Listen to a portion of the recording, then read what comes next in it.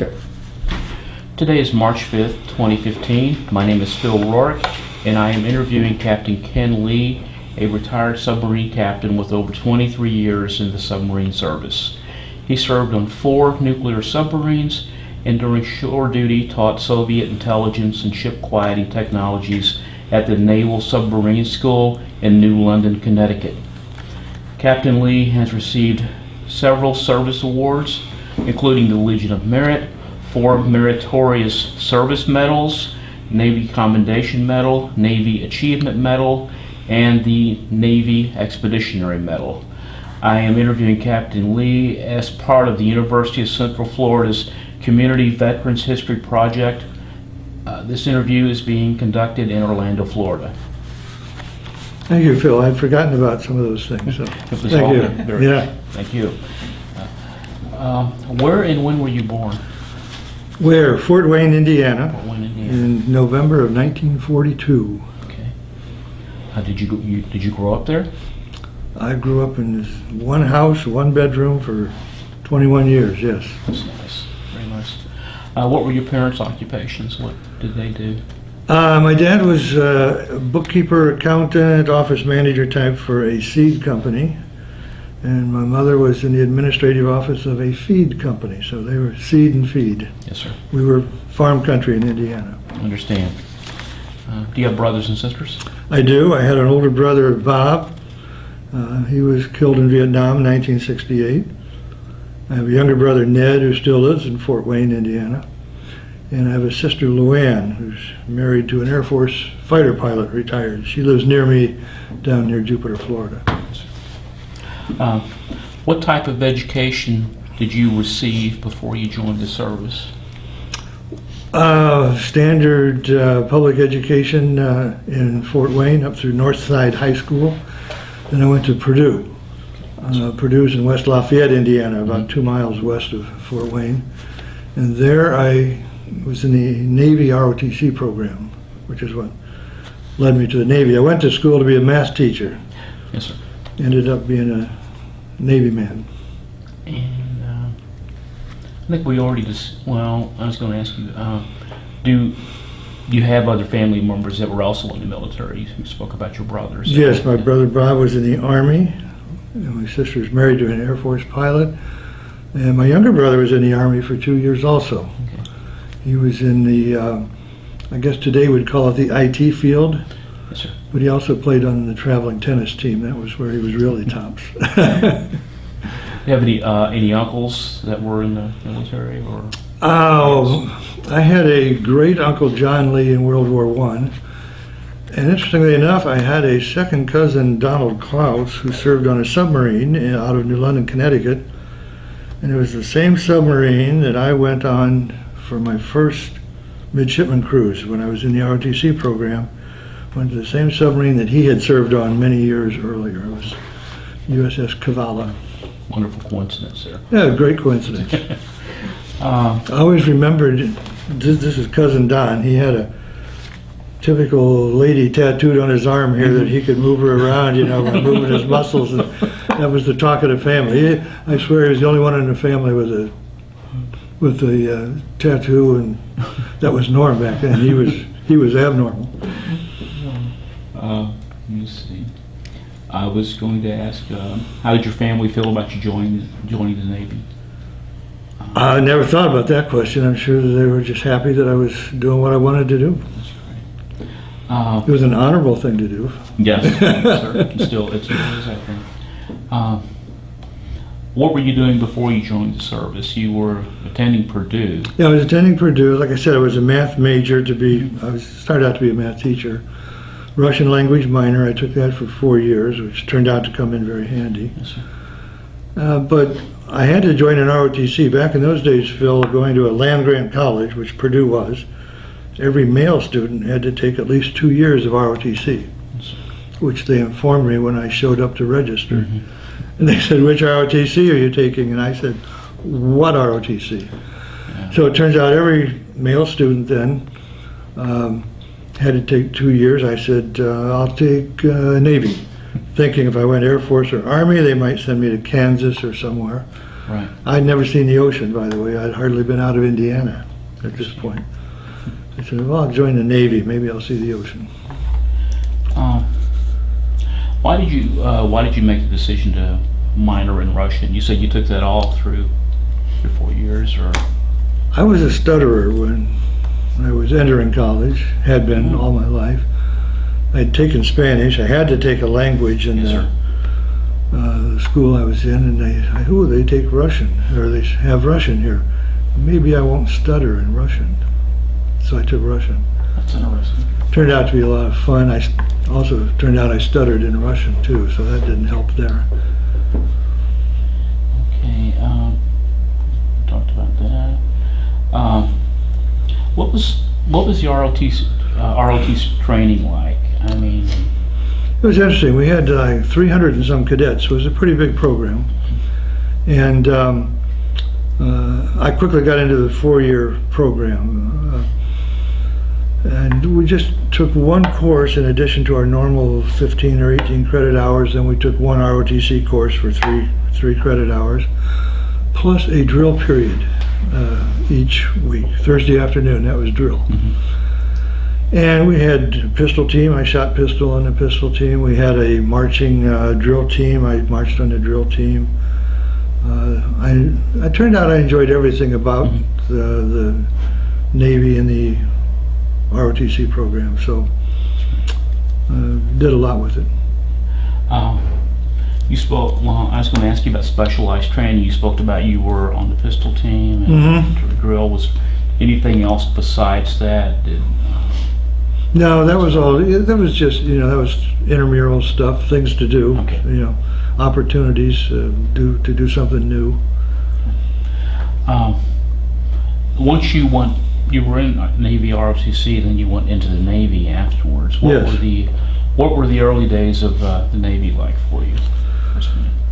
Oh, I went into a tough academic environment. I got commissioned as a naval officer at graduation, and was due to show up at my first duty station 2 weeks later in Mare Island, California, Navy Nuclear Power School. As I had volunteered for the submarine program, had gone for the Admiral Rickover interview for the nuclear power, been accepted. Didn't think I was going to be, but I was. And so first duty station is 6 months of nuclear power school in California. That was rigorous. I took 2 years of physics out of Sears and Zemansky at Purdue. We covered Sears and Zemansky in 2 weeks of nuclear power school, and then it was all new to me. The Naval Academy graduates that were with me there in school, they were mostly engineering students, and they helped me out a lot because I was a math and language guy. It's different. So they really helped me out with the advanced physics and the mechanical engineering and the thermodynamics, especially chemistry. I hadn't done any of that. So 6 months of that's theoretical. That's schoolwork. Nuclear power school, nuclear physics, radiation health stuff. Then 6 months of training on a land-based nuclear prototype. There were 3 places in the country we had a mocked-up submarine reactor system, and it operated. When you were in it, you thought you were in a submarine. It operated just like the submarine, except instead of turning a propeller, it turned a big electrical generator. And so we had to do 6 months of training on that, actually qualify to be a supervisor of a nuclear power plant. Then 6 months of submarine school in New London, Connecticut. So now I've been in 18 months and haven't been anywhere yet except school. And then off to my first submarine after 18 months of training. You spoke about the training. What were the Navy instructors like? These classes were being taught by naval instructors. They were all taught by Navy officers, yes. They were all veterans of submarine service and nuclear power service. This was in 1965, 66. We'd had a nuclear power program at that point for about 12 years. Yes, sir. And so these guys had all been to sea and were back teaching. Smart guys.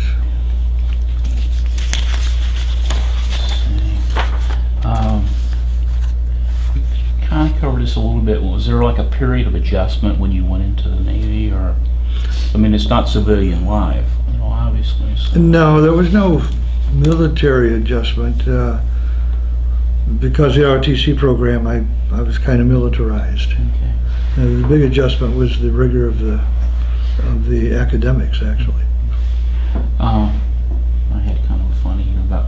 I was going to ask you what you thought of the food. You know, I was just that popped up. Well, ask me anything. Food, yeah. Food we never thought about. I mean, when I went to nuclear power school, I lived in an apartment off base, so we ate like any college student would. You know, we were just fine. we were just fresh out of college. Yeah. We eat crap wherever you can find it. Yes, sir.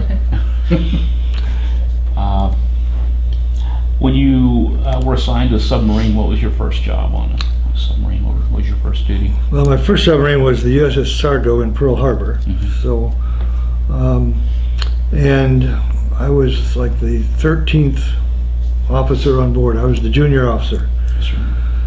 And I got the typical junior officer jobs. My first job was to be supply officer in charge of spare parts and food, and communications officer in charge of all the radio gear and crypto and communications. So I did that for the first year. Then a year as electrical division officer and reactor controls officer. And then a year as weapons officer, and so that was my 3 years on my first submarine. And this was all you were operating out of Pearl Harbor. Yes.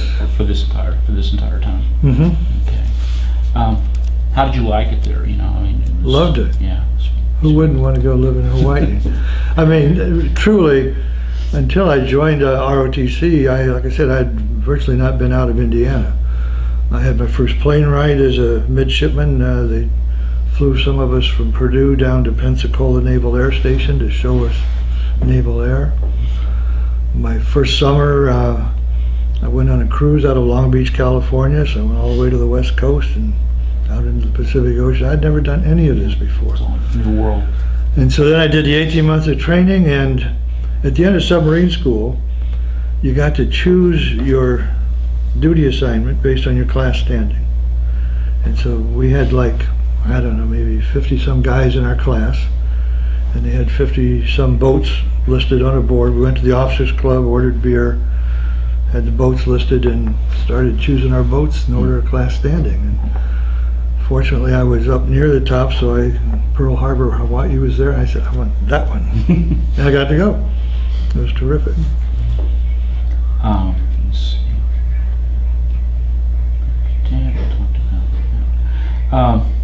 You came through ROTC, then went into the Navy. Mm-hmm. Were cadets from ROTC, were they treated differently than, say, like a cadet from Naval I could Academy? not tell one hair's difference. Okay, Not at all.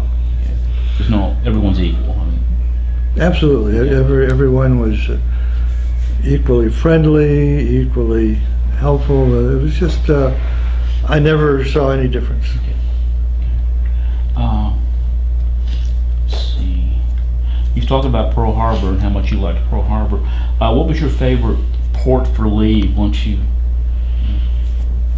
you were serving? My favorite port for leave while I was serving, that would be La Maddalena off the island of Sardinia in Italy. Was really cool. Mm-hmm. When we deployed to the Mediterranean, we kept a submarine tender at La Maddalena. And that's the island just off the west coast of Italy. Beautiful place. Aga Khan is the biggest guy on the island. It's a very ritzy place. Mm-hmm. So we would do our operations in the Mediterranean and then go into the submarine tender, and we had a very nice off-base house for the submarine crews to stay in. And that was nice. Rio de Janeiro was terrific. And Bridgetown, Barbados, fantastic.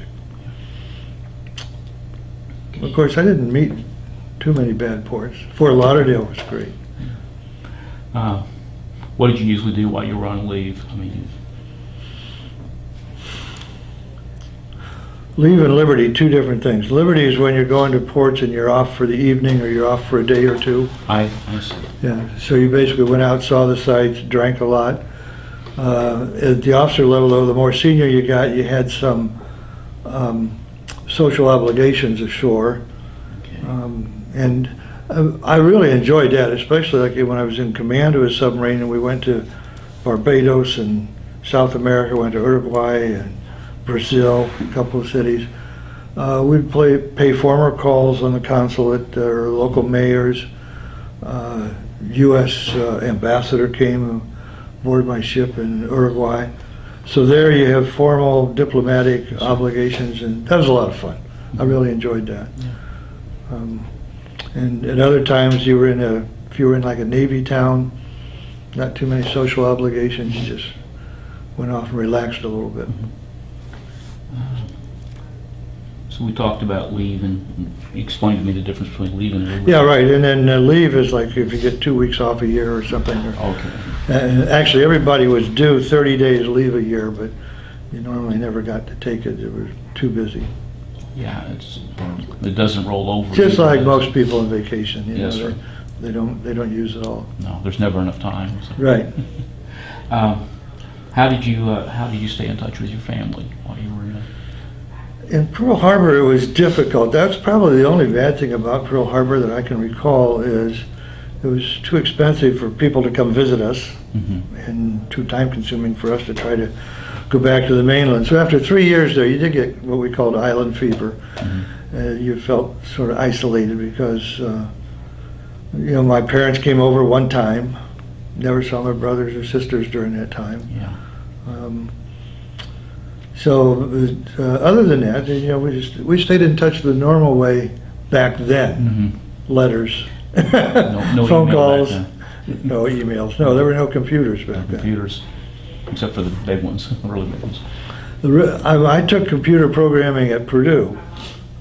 Honestly, it was the punch cards that you wrote out your Fortran program or whatever, you turned it into a lab, they punched cards, next guy threw it into a computer, it got rejected for 6 reasons, and you started all over again. I remember those. That was my computer start.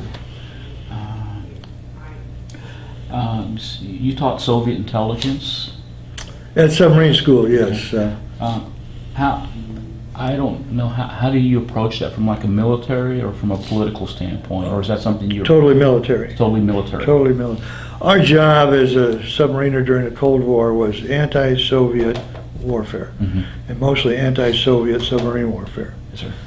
And so when I showed up at submarine school as an instructor, the fact that I could speak Russian, it's in your records and everything. So my principal teaching responsibility was in ship quieting, sonar and ship quieting. And then I had to have a secondary thing that I taught, and I taught Soviet intelligence.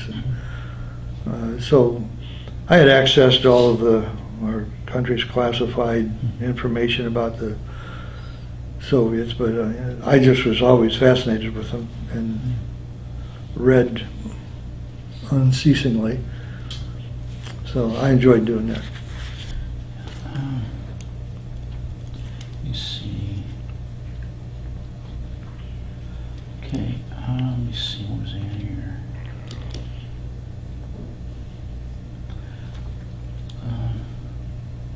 John Walker, he was arrested for providing secrets to the Soviet He Union. was a bastard. Yes, he was. Yes, sir. In 1985. Yes. He recently died. Did he really? Yes, he died in prison. Yeah. Yeah. So, what about John Walker? Do you think our security measures are stronger now than they were then, or?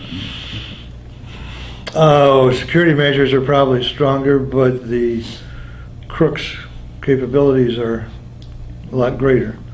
I mean, you can do so much more damage now with a thumb drive than you couldn't do that back then. I mean, he had to do it physically stealing documents and taking them out, putting them back, making copies and so on. But John Walker was one of the most harmful spies militarily.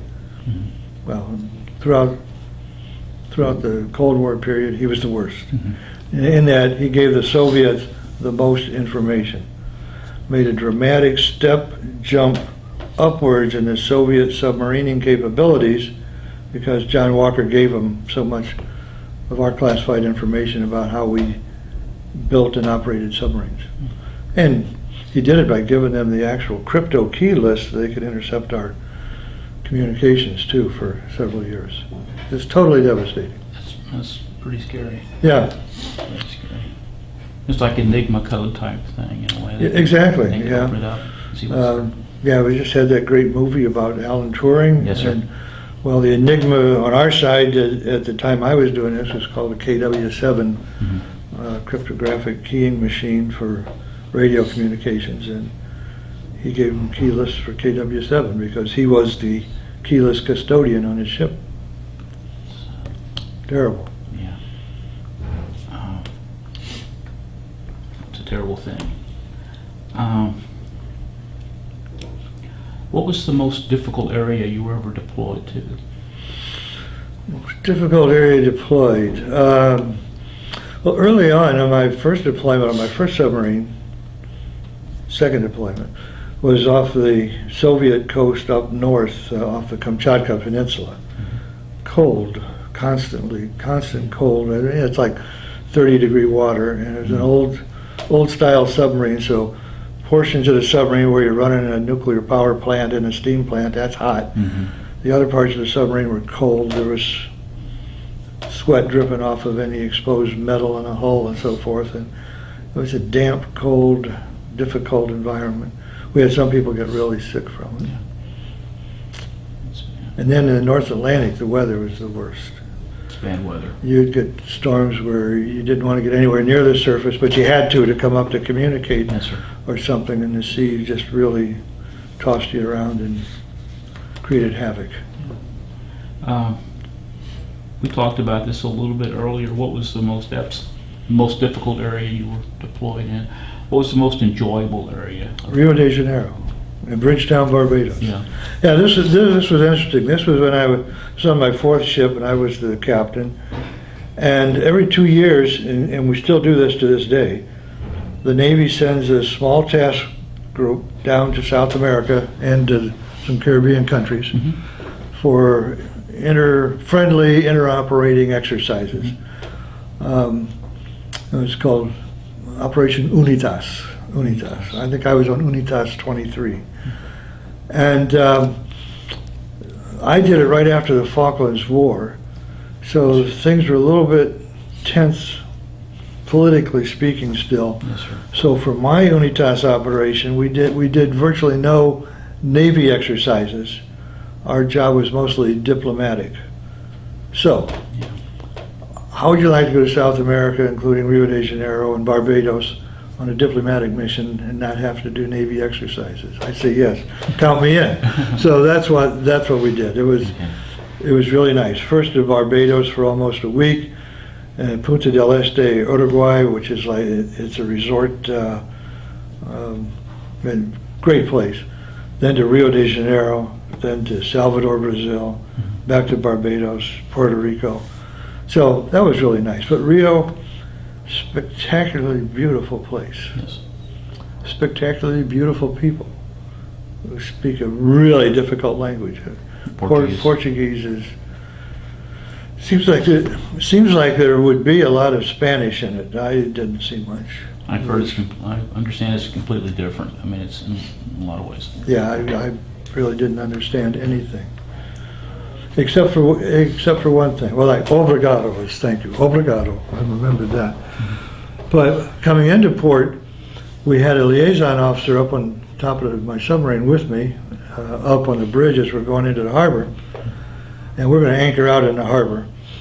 And there was a ferry boat about to cross here. And we were in a crossing situation, and the liaison officer said, you want me to call him? And I said, yeah. He's supposed to pass astern of me. So he picks up the two-way radio and says, ferry volta, ferry volta. I said, well, hell, I could have said that, you know. But, you know, the language of the sea is more English than anything else. But, man, the Portuguese language, I understood nothing ashore when people were speaking Portuguese. Where Spanish, you can understand a little bit. Yeah. Let's see. Do you still stay in contact with the people you served with? I do. Even in my first submarine, which was 50 years ago, almost 50 years ago, But I was up in the Norfolk area last year and made 2 phone calls, and we ended up with a 5 or 6 man reunion. It's just, really, really close. Yeah. It's the same thing with my dad. My dad was in the Navy. And, Is that right? yeah, and he's right up till when he passed away in 2006. He stayed in touch with people that he had been through boot camp with. There's a bond there. And it's a lot easier to stay in touch these days. Yes, it is. Once you get everybody's email address, that's Like back great. and forth real quick. Let me see, where's the end here? What was your most memorable day in the Navy of the time you served? What day stands? Is there a particular day that stands Well, out? there have to be several of them. Like one of them was the Admiral Rickover interview. To get into the nuclear power program. Admiral Rickover started and ran the nuclear power program, Yes, sir. period, iron fist. You hear all kinds of wacko stories about him. Well, they're all true. And to get into the program, I had to apply as a second semester junior back at Purdue. They flew us to those that made it through the paper selection. They flew to Washington to be interviewed by Rickover.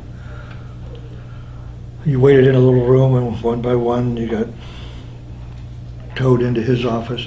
He had to interview with 2 of his engineering staff also, prior to seeing the Admiral. But walking into his office, before I sat down, and without him looking up, he says, "You're not working very hard, are you?" And I said, "Oh, yes, sir, Admiral." And he said, "Don't lie to me!" And I said, "No, sir, I'm not." He said, "Don't lie to me, get him out of here," he said to the guy who brought me in. And so, less than 20 seconds after I walked in, I was out. I went and sat in a little room. An hour or so later, another guy came in, another midshipman came in, got sat in the same little room. Then another one. About 3 hours later, the escort for these interviews came in and said, "Okay, guys, you can go. Lee, you're in." Said one of the other guys, "You're in," and the other guy said, "I'm sorry, you're out."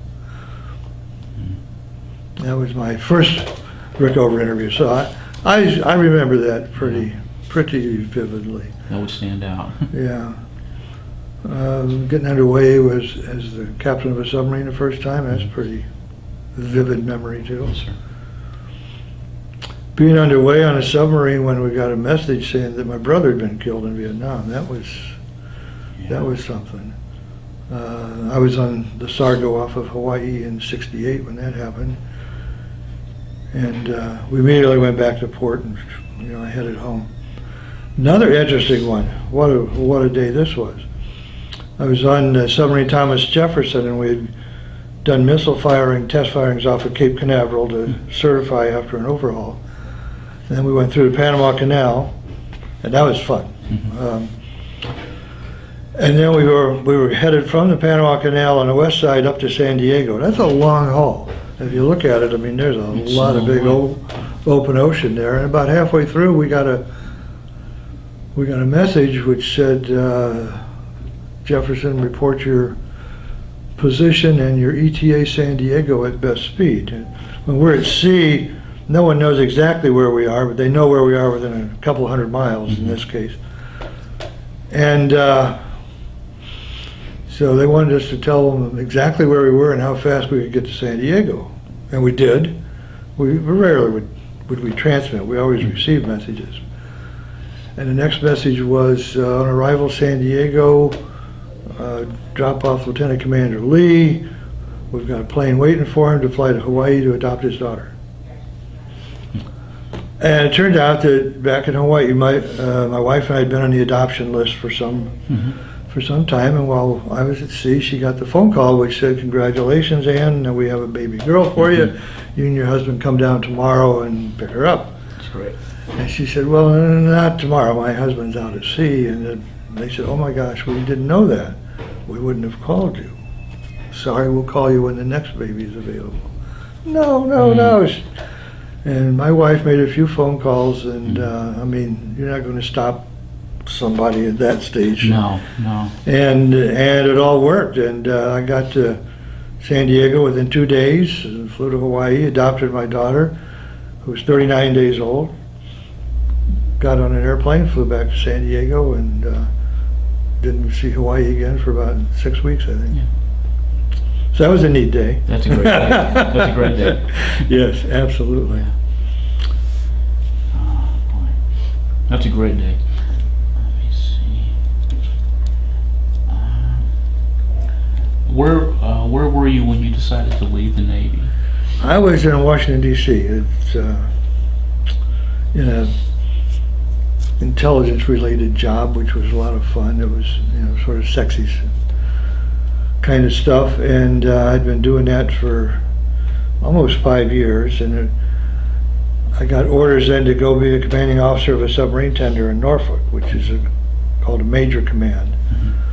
And I didn't want to do that for several reasons, and plus the job I was in offered an excellent transition to the civilian world. The world I was working in, there were several companies on the outside that would certainly appreciate my coming to work for them. So I decided, well,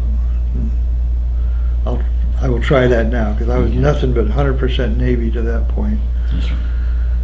So I said, thank you for the offer of those orders, and if you turn down something like that, that you're expected to resign. Yes, sir. And I did, and got a wonderful job in Florida, and everything worked out. I've been there ever since. That was 26 years ago. You were on four different submarines. Yes. Which one stands out the most to you? I mean, The first one and the last one. First one because it was the first, and okay. last one because I was the captain, and that's a totally different experience. Yes, sir. One thing about that experience, I was thinking about this on the drive up, but I fully remember, and I'm so glad I did this. And after I'd been the captain of the submarine in about a year, I wrote my dad a letter, and I said, Dad, you don't know anything about nuclear submarines. I said, but I got to tell you that when I have a lot of decisions to make every day. Some of them are hard, some of them aren't so hard. I said, but whenever I question what I ought to do, I think, what would my dad do if he knew everything I did? Mm-hmm. I said, it made the answer easy. Yes, sir. But it really is different when you know that you're the last word. You really don't want to screw up, because you got a whole crew of people kind of counting on you not doing something stupid. Yeah, they're all looking at you. Yeah, and they say, well, the captain says so, we're going to do it. Mhm. So you do want to do something stupid. No, that's for sure. Which reminds me of a stupid thing I did. No, this was not stupid at all, but it's another one of those days that you remember. Yes, sir. We jumped the equator. And this was really fun, because every time I meet people from this first submarine that was with me at that time, or excuse me, this is the gate of my fourth submarine, they all remember this and mention it. But we were going from New London, Connecticut to Punta del Este, Uruguay, 6,000 miles. What do you do when you're traveling at sea on a submarine? Well, you're always doing the same thing. You're training like crazy, cleaning like crazy, and that's it, mostly. Cleaning, training. Everything's training. And all this is on top of your regular jobs. Fixing things. You fix things, clean things, and train. Well, somewhere heading towards the equator, I thought, we got to jump the equator. You've seen pictures of submarines that look like they're coming out of the water. Mm-hmm. So that's what we're going to do. And I gave it as an exercise to the junior officers to make up a plan for how to safely, properly jump the equator, because that's what and the premise was, we're going to go as deep as we can go, as fast as we can go, then up as fast as we can, breaking the surface exactly at the equator, and back right down through. So there's a lot that had to go into that, because normally when you're going as deep as you can go, you don't go as fast as you can go, because any casualty might make you go deeper, and you don't want to do that. No. But safety-wise, you can set extra watch standards, be able, specially alert, special procedures while you're in that condition. And so I had the junior officers, and they worked with their chief petty officers to make up this program of how we're going to do this safely and properly. And they specified what extra watch standards and what conditions they would abort the exercise. And after they submitted about 4 plans, the XO and I approved it and said, yeah, I think we got it. But those were back in the days when you didn't have your navigation on your cell phone. We had to come up at certain times of the day and wait for the navigation satellites to go over. So the whole part of the thing was to make sure we got our precise navigation, so that when we do this, we're going to do it right at the equator. Right. That means you got to know exactly, well, how long it's going to take you to go from as deep as you can go to the surface. So we had to do all this practicing. It was just great training for the people who put the plan together and the people executing, and it was fun. And when the time came, we did it. We got our nav fixed, made sure there was nobody else around, and believe me, there was nobody else within hundreds of miles. We were in the middle of the south central Atlantic, and we jumped the equator. A lot of fun. And I wrote that story up some years later and got published in a submarine journal. But some people thought it was not safe or proper, but I disagree, and it was great. I think A lot of fun. I think it's a great training exercise. Yeah, it turned out to be a great training exercise, and boy, what a morale booster. Yeah. And we learned a lot about driving our submarine to the limits, which is something you really should know. Yes, sir. Certainly. This might tie into that a little bit. Looking ahead, how do you see the role of the submarine changing for the Navy? How do I see it changing? It really isn't changing all that much, Phil. It's kind of a real front line of the Navy, and still all classified and not widely publicized. But the primary function of the submarine, when you're not shooting torpedoes to sink people or shooting intercontinental ballistic missiles, the primary purpose is to collect intelligence in areas where people don't know you're there. You can do that as a submarine. If you're a big destroyer, you can't sit a few miles off of the coast and listen in on everybody's communications. But on a submarine, you can do that. So that's a big part of the job, always has been. I mean, 50 years ago, that was a big part of our job. Yes, sir. Still is. And at the same time, to be fully ready to shift into a weapon shooting, warfighting situation if necessary. In my career, it was easy. We fought the Soviets. That's all we were ever going to do, and everything we studied and all of our tactics were anti-Soviet related. Today, it's a little bit different scenario. We actually have more enemies. They're not enemies to the same level of opposition that they were at the height of the Cold War, but we have to worry about China a lot. Still definitely have to worry about Russia. We have to operate in the Middle East, a lot of shallow water in places that uncomfortable. Submarines are very comfortable in deep water, and shallow water, there are some things you can't do in order, to get away or to employ your weapons the way you want to, but that's where you collect intelligence.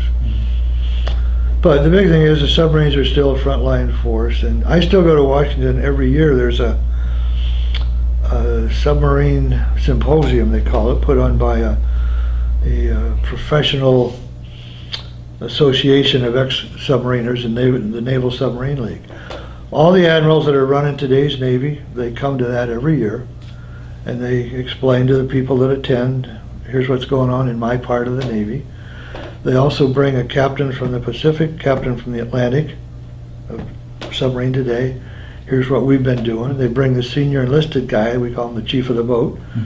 Bring the senior enlisted guy, he talks to us. They bring 6 or 7 of the award-winning young officers that have been received meritorious awards for one reason or another. They come and talk to us. So we get to talk to today's submariners and in a dialogue and ask them, those guys are sharper than we were. They are super, super sharp. And we thought we were dog. I mean, we were really good. Mhm. But these guys operate under perhaps more difficult conditions, a lot more, I don't want to say political correctness, but a lot more awareness of social problems. Yes, sir. They have to incorporate that into their everyday operation more so than we did. Mhm. It's a lot easier if you forget that stuff. So they can't forget it. Yes, sir. Like we could, perhaps. But man, they're sharp and dedicated, and well, I just get impressed. I usually cry at every one of these things, just looking at how good they are, how hard they work, and it's still a tough life. You still go to sea for 2 months at a time when you go, or sometimes you deploy for 5, 6, or 7 months. Same stuff, same difficulties, and that is difficult. But good guys. That's great. Let's see. You went to work for Lockheed Martin after you left the I Navy? did. Actually, I went to work for a small company that got bought by Lockheed Martin, but I stayed at the same place, and we did underwater technologies. And mostly, you would describe it as we built things that allowed you to find stuff on the ocean floor and to recover it from the ocean floor.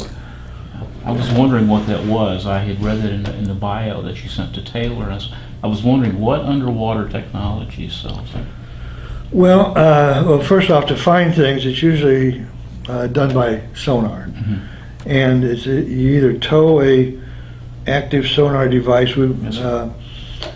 They're very accurate.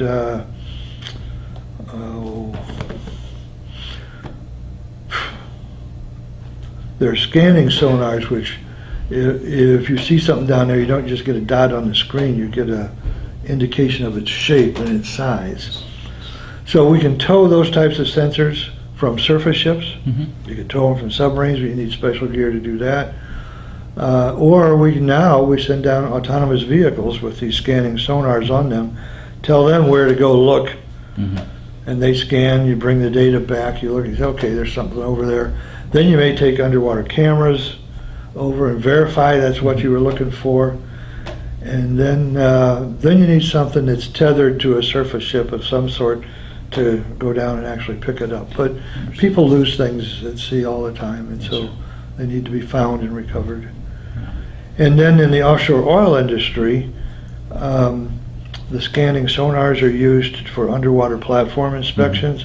Like after a major storm, there are environmental regulations that require the oil companies to shut down their platform at certain levels of winds or seas, and they can't restart them after the storm's gone until they inspect and make sure no damage is done. Well, you need underwater hardware for that. Well, Yes, sir. so we had a part of our business served that offshore oil sensing and operations. Both of them were equally interesting, actually. it sounds like it would be. Yeah, very much so. And because I knew Russian, this was another great thing. After the Soviet Union broke up in 89, 90, my boss said, you know, we ought to do something with this new Russia.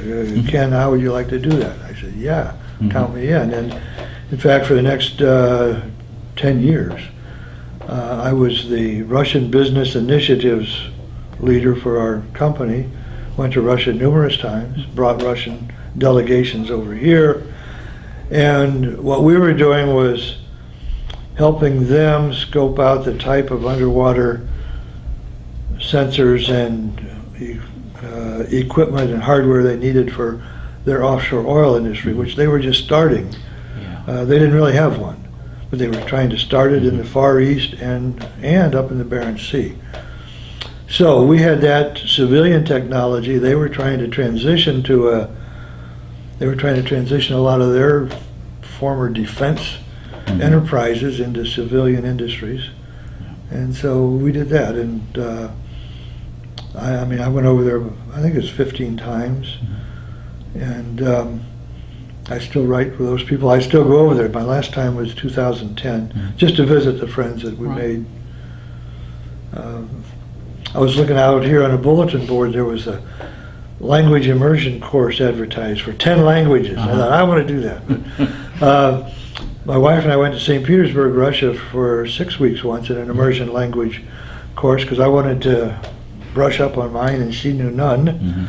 And God bless her, she said, all right, I'll give it a shot, you know. And so we lived with a Russian family and went to school every day and everything was in Russian, and that was great. It was a wonderful experience. Sounds like it. And the guy who was just killed in Russia, Boris Nemtsov, Yes, sir. well, I met with him once. You really? He was the governor of the Nizhny Novgorod region. Nizhny Novgorod is the third largest city in Russia. And this was 20 years ago. He was the young governor. I think now that he was killed, he was only 52, 55, so he was in his 30s. And he had just completed being the governor of Nizhny Novgorod he was like a star. But he was sort of in a political party that didn't get selected, and he was always in kind of the opposition party for the past 20 years. And well, he eventually got killed for it. Well, a smart guy though, sharp, smart.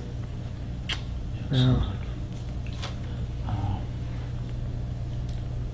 I think that's the questions. Is there anything else you'd like to? Let's check my notes. Okay. A couple of days ago, I wrote down some things to see. 7 missile launch is written here. I do this. Someone just sent me a standard Navy press release where we had, our intercontinental ballistic missile submarines, the FBMs. They shoot like 4,000-mile missiles with each missile's got like 10 nuclear bombs on it. Each one's independently targetable. They're called reentry vehicles. Multiple MIRVs, multiple independent reentry vehicles. That means multiple independently targetable atomic bombs. And each of our high-class submarines carries 24 of those with up to 10 warheads. So they could be carrying 240 atomic bombs. They're usually carrying 100 or so. But they're always out there on patrol, ready to fire on 15 minutes notice. That's our position since 1958. Those missiles on our side and the Soviet side eventually are the reasons there was never a weapons war between the two of us, because neither of us wanted to use those. No.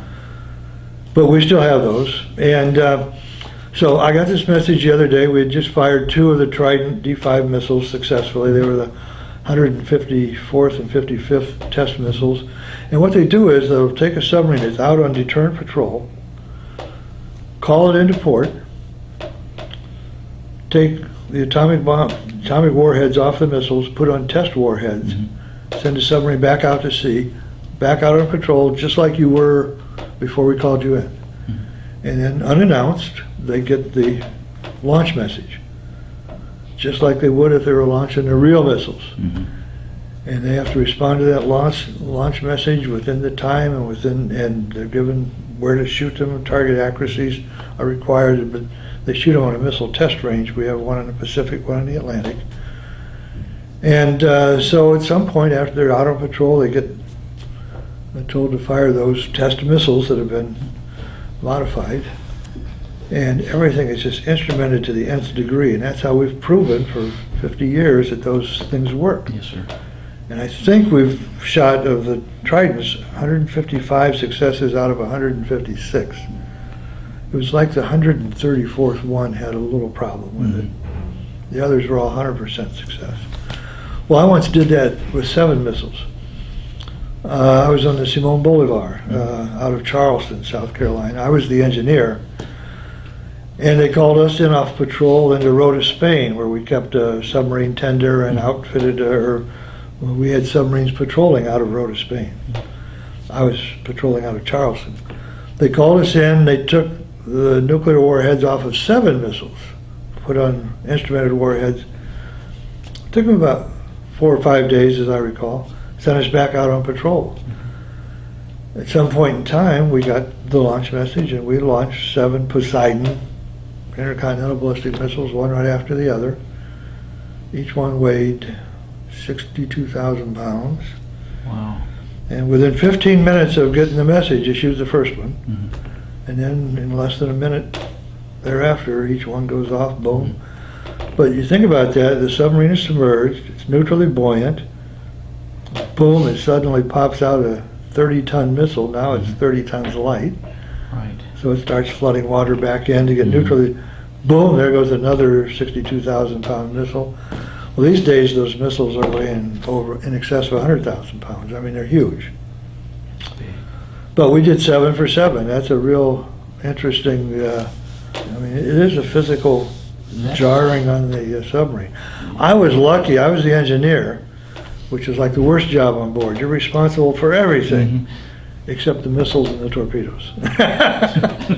So we went into port to have those missiles changed out to the test variety. As engineers, we were not allowed to do any maintenance in port that we would not have been doing if we were still out at sea. Well, that's like a dream come true for an engineer, to go in port and not have to fix things. And so we had 4 or 5 days of great liberty in Spain, and had a wonderful time. That's great. But shooting those 7 missiles was really interesting. They all worked.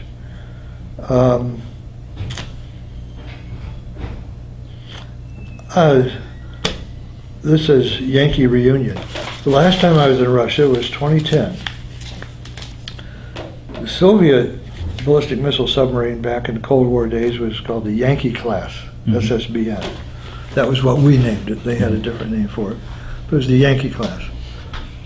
Well, during my time working in Russia, off to the side, I managed to meet some Russian submariners. I'm now a member of the St. Petersburg Submariners Club in Russia. But I met the skipper of one of those Yankee class submarines, and 2 skippers of diesel electric submarines. And we've been friends ever since. So that was back in like 1994, 95. So in 2010, I was going over just to visit friends, St. Petersburg, Moscow, and Nizhny. Those were the 3 places I always went. In St. Petersburg, my friend there said, hey, this is like on Thursday I came to town. He says, on Saturday we're having a ship reunion. Why don't you join us? Because I wasn't leaving from Moscow until Sunday. Well, what it was their very first Yankee-class submarine. They named the Leninets after Lenin. Everything in Soviet time was named after Lenin. This was the Leninets. And the officers that manned that submarine, over the years, they all still get together and have a reunion every year, even though that submarine's long been decommissioned and set aside. So on Saturday, they were having their annual ship reunion. Well, St. Petersburg they call the Venice of the North. It's full of canals. And this reunion was in fact a 5-hour canal cruise on one of the St. Petersburg big canal cruising boats. There were 22 Soviet submarine officers and their wives or girlfriends and me for 5 hours. That was fun. Yeah. Way too much vodka. 5 hours of just constant talking and drinking, but what an experience. And I just absolutely love having had experiences like that. Yeah, that's good. Yeah, I knew 3 of the officers before I got on that reunion boat. And I knew 20 of them, after I left. That was just really nice. I looked at my list. I didn't see anything else on there that I thought of talking about ahead of time. That's mine, or that's everything here. Do you have anything else? We haven't introduced Gabriella, who's been sitting here as the second potential interviewer. Do you have any questions?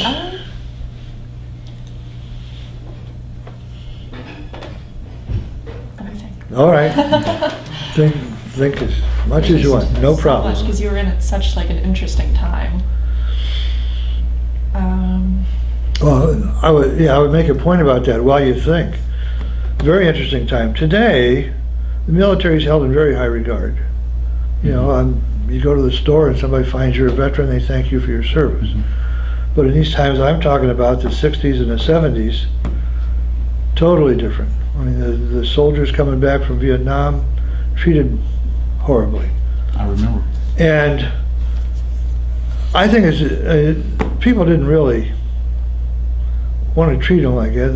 But they were trying to stop this stupid friggin' war, and it was the college student age leading the rebellion against the war. But it ended up that the soldiers themselves were getting treated badly, and we still had a draft then. I mean, most of the people that were there, we either drafted or they joined, because if they didn't join and get choice of something, they would be drafted. And yet they were treated horribly.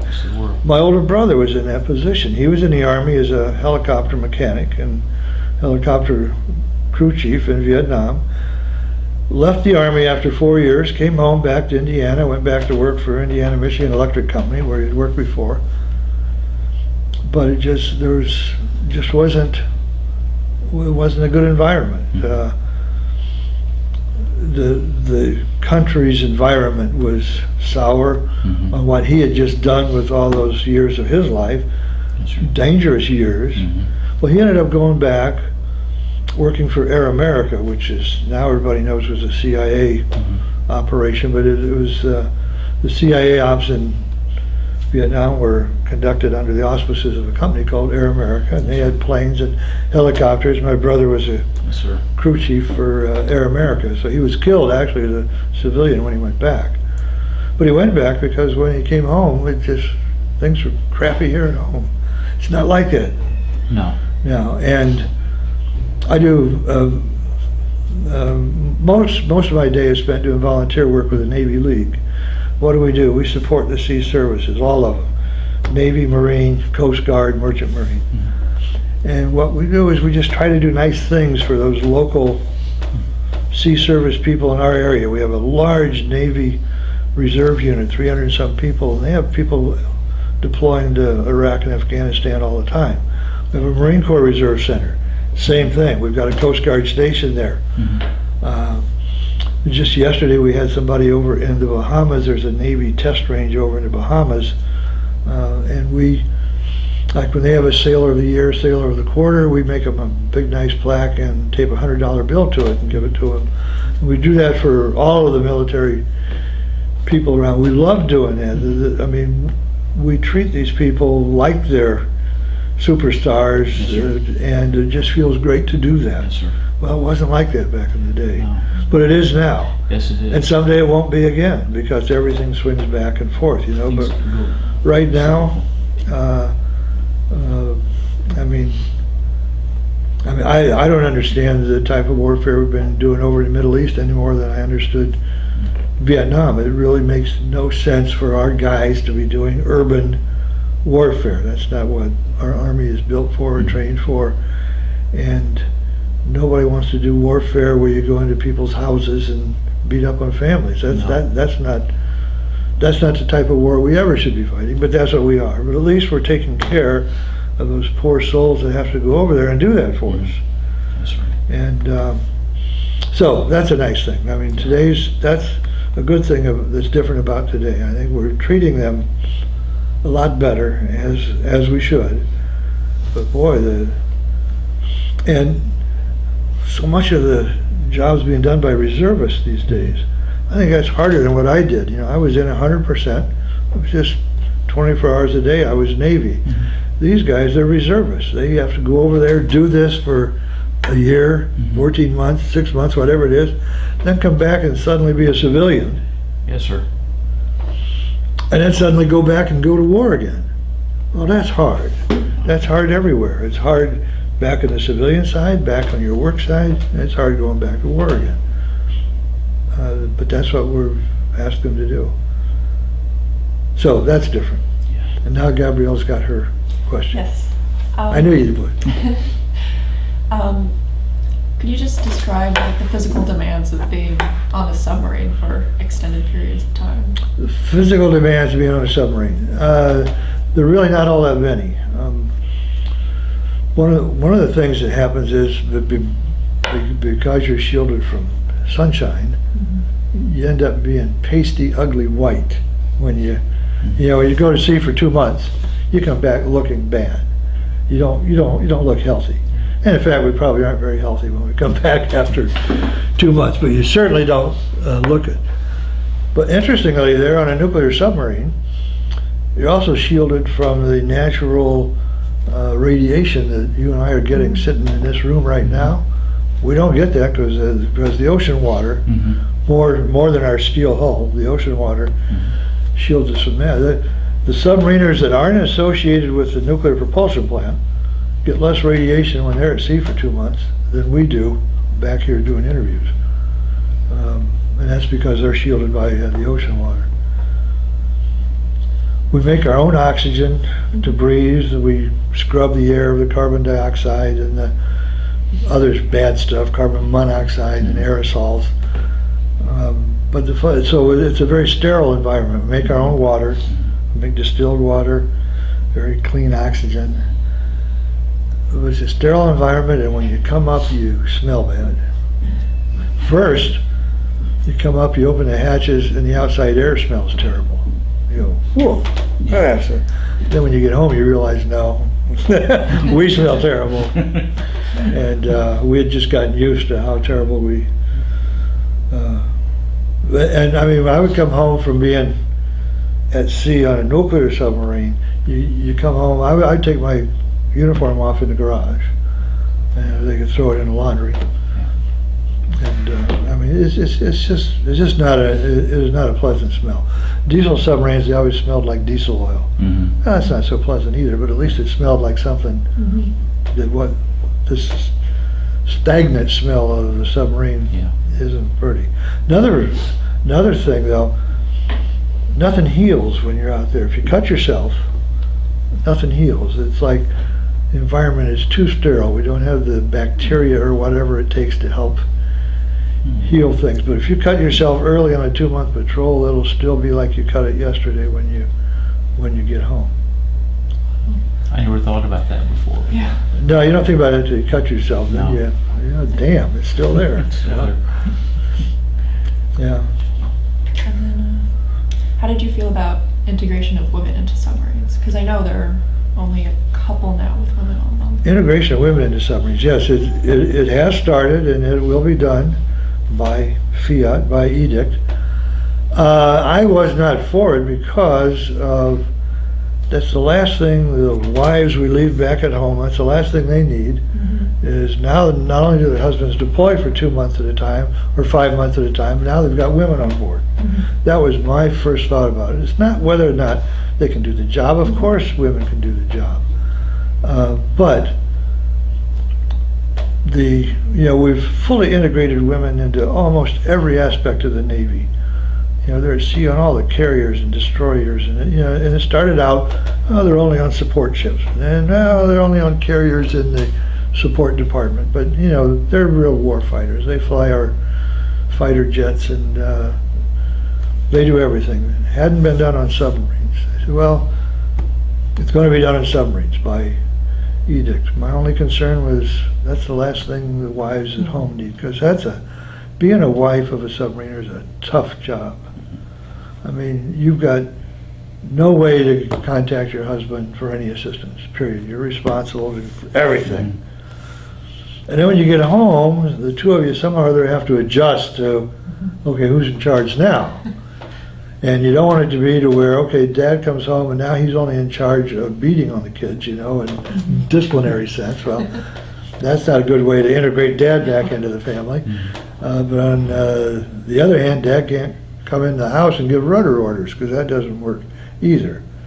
So that's difficult. So the wives have enough of a problem without now, and in addition to that, while they are out there, they've got the women on board, because you have those, they're called fraternization problems, but they've occurred in every place where there are men and women stationed at the same place, whether it's on a submarine, a carrier, ashore, on a base, anywhere. Fraternization problems occur, and that will occur on submarines, and that will suck. Yeah. But to me, the impact is on the wives left at home. That out at sea, they'll do just fine. I mean, sharp officers. I've met a lot of them. Anything else? How did you feel about the end of the Cold War? Surprised. How did I feel about the end of the Cold War? I was surprised. I think most people were. Reagan stood up and said, Mr. Gorbachev, tear down this wall. Nobody thought he would. Yeah. But it wasn't very long after that that the capitulation was there, and I mean, it really unraveled in a hurry. Yeah. It was, the Soviet Union, we lived in a bipolar world, which was easy to understand. There were only two sources of power, us and the Soviet Union, and then everybody else.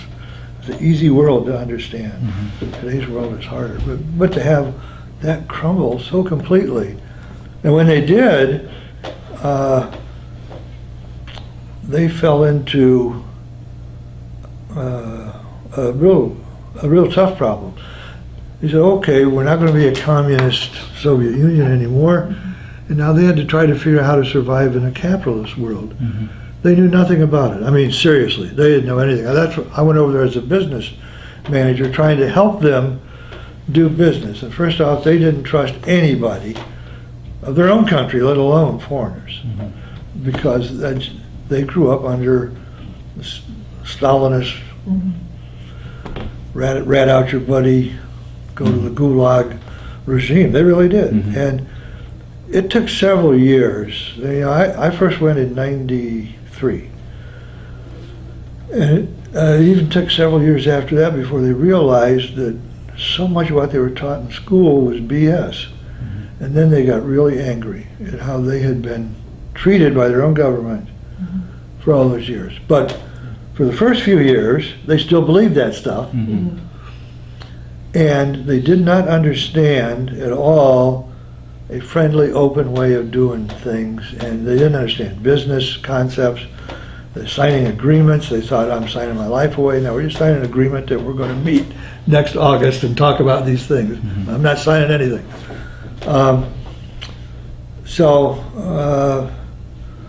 It was really tough for them, and still is. And Boris Yeltsin turned out to be a joke. I mean, he was a drunken joke.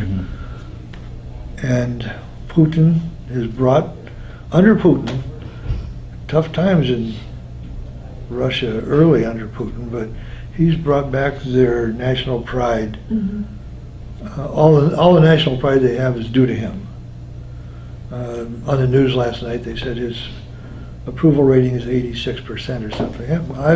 I firmly believe that. He's a very dangerous man because of what he might do, but he's done for them what they needed. And so under him, they developed their abilities in a capitalist society through their huge resources of natural gas, mostly, but gas and oil, gold to some extent, but mostly gas and oil. They had enough of the international currency that they became somebody.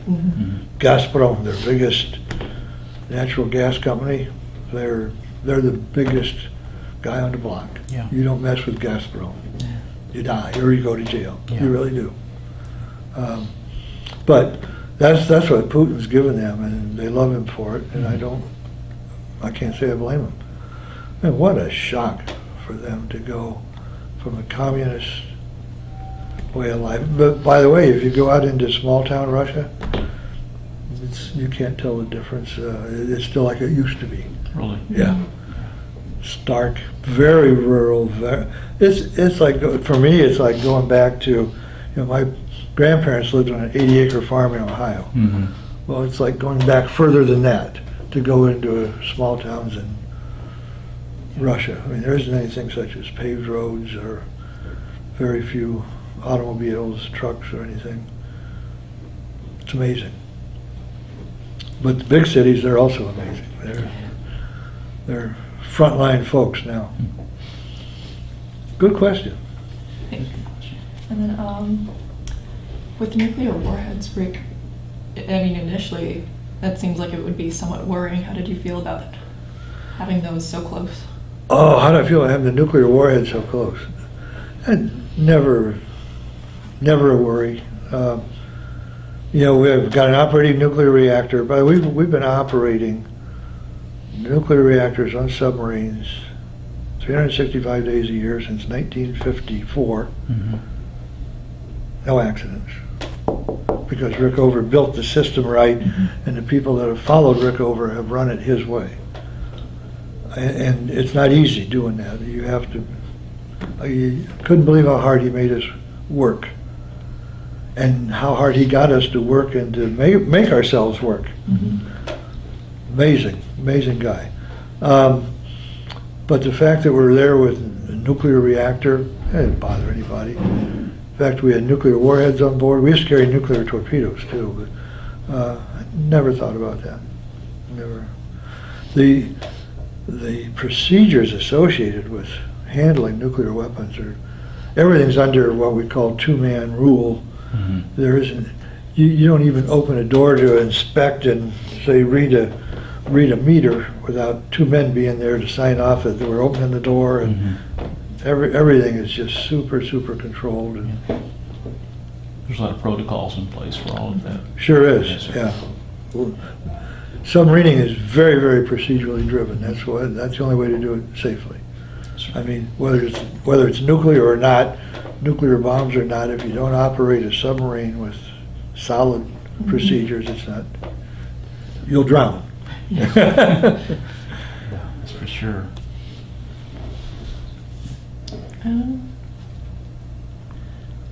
I've recently been hearing a lot about, like, Save the Whales and whatnot. Yes. How exactly does the Navy, submarines, how does that impact the environment? Yeah, how does that impact the environment? Yeah, and talking about saving the whales, that was a concern of our active sonars, booming high-powered acoustic power into the ocean, which people do when they try to find submarines. Submarines don't do that. But submarines just listen. We have the ability to ping every now and then, but we don't, because that alerts people to where we might be. But people trying to search for submarines boom some real power out there. Is that harmful to whales? It would be if the whale was swimming right by the transmitter. I'm sure it would excite him quite a bit. But I don't think there would be any measurable effect on the whale population of the world. I don't know that for sure, but I don't think it would be. However, I understand biologists being concerned about it. But we heard the whales and the porpoises all the time. But to us, they were an interference. They were trying to listen for other very slight sounds, and we got whales out there making lots of noise, or porpoises, or shrimp. We had shrimp we called carpenter shrimp, because it sounded like people sawing and hammering. Really? And there was just millions of shrimp out there making noise. Wow. But and radioactive wise, you have radioactive water on board. You have water running through that reactor all the time, and from time to time there's a reason to discharge some water from that radioactive system. We used to discharge it into the ocean. Well, we haven't done that for 30 years or so. Now we discharge it under onboard collection tanks, and we'll get it in port, and then we safely take that radioactive water, put it somewhere else where it can be properly decontaminated and discharged. So we used to just discharge to the open ocean. Prior to that, we used to discharge to harbors. I mean, back in the 50s. We haven't done that since the 50s. I don't think there's a environmental impact, so to speak, from the nuclear submarines, and in shipping in general these days. You're not allowed to toss anything overboard. I mean, especially if you operate any sort of commercial ship. You have all sorts of special rules on taking care of trash. Somehow or other, it still ends up in the ocean, but not supposed to.